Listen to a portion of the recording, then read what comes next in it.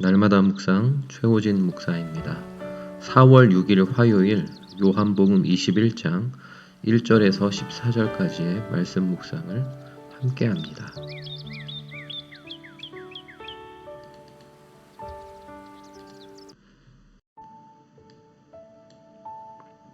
베드로를 선두로 해서 여러 제자들이 밤에 물고기를 잡으러 디베랴 호수에 배를 띄웁니다.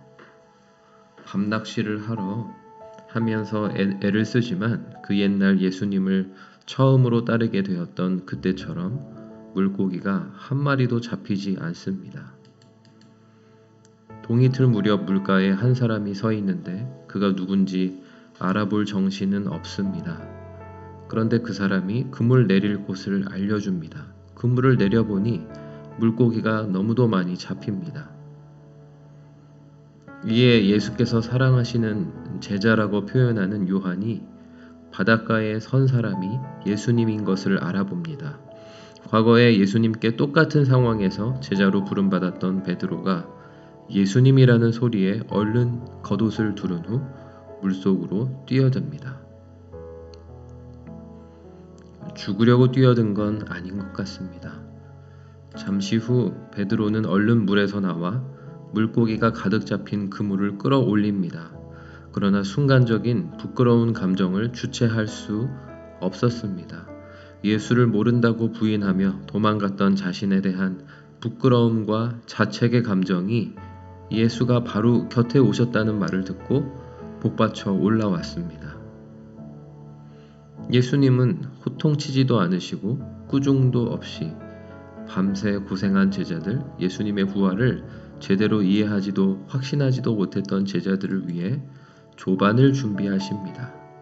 숯불을 피워 놓으셨고 제자들이 건져 올린 생선을 굽게 하시고 또 준비하셨던 떡을 내놓으십니다. 제자들의 복잡 미묘한 감정, 부끄러움, 놀란 마음 다 아시면서도 그 어느 것 하나 안다고 표현하지 않으십니다. 함께 조반을 차려 드시면서 예수님의 존재를 그냥 바로 곁에서 알게 하시고 또 밤새 고생하며 시장에 있을 그들을 그렇게 위로하십니다. 베드로에게 다가가면 베드로가 부끄러움에 다시 숨고 싶어 할 마음임을 아시면서도 예수님은 다가가셨습니다. 처음 제자로 부르실 때와 똑같은 상황에서 다가가셨습니다. 다 버리고 예수님을 따랐던 그 첫 마음도 환기시키셨고 감추어 두고 있던 부끄러움도 끄집어 올리셨습니다. 그러나 그 어느 것 하나 말로 표현하지 않으셨습니다. 목회를 하다 보면 성도들에게서 그런 마음을 잃게 될 때가 있습니다. 뭔가 주저하는 마음, 하나님께도 또 다른 성도들에게도 더 가까이 나아가지 못하고 마치 경계선에 서 있는 것 같은 그런 모습이 눈에 들어올 때가 있습니다.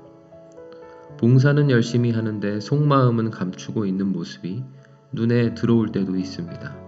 단체 톡방에서 이야기들을 읽기는 읽는데 그 어떤 대꾸도 반응도 하지 않는 분들이 있습니다. 때때로 제 속에서 저분은 왜 저럴까 판단하려는 마음이 앞설 때가 있습니다.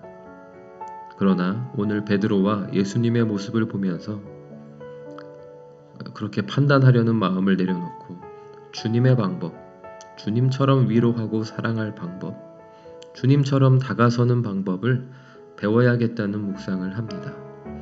이래저래 다 묻지 않고도 그 다친 마음, 복잡한 심경 열고 다가오게 하는 지혜와 섬세한 대접을 예수님처럼 하면 좋겠다는 생각이 듭니다. 과연 코로나19 때문인지 아니면 다른 상황과 다른 이유 때문인지 예배 참석을 잘 못하고 교제의 자리에도 잘 나오지 않는 분들이 간혹 눈에 띕니다. 코로나 상황에서 새로운 사역지로 오다 보니 어떻게 판단해야 할지 모르는 상황들이 여전합니다. 그저 예수님의 방법과 판단을 구할 따름입니다. 적절한 타이밍에 주님의 사람들에게 지혜롭게 잘 다가설 수 있게 되기를 기도합니다. 적용 질문 첫 번째, 내가 주님으로부터 숨고 싶을 때는 언제입니까? 그 이유는 무엇입니까? 두 번째, 주님을 향한 첫 마음을 회복할 수 있도록 내가 세심하게 도와야 할 사람은 누구입니까? 기도하겠습니다. 하나님 아버지, 베드로와 다른 제자들을 조금도 탓하지 않으시고 조용히 다가와 세심하게 살펴주신 주님의 마음과 손길을 오늘 이 아침에 그려봅니다. 이런저런 이유로 주님께 가까이 다가서지 못하지만 그 마음 회복해야 할 지체들을 주님처럼 세심하게 살펴 도울 수 있도록 주님의 그 마음과 지혜를 허락하옵소서. 예수님의 이름으로 기도드립니다. 아멘.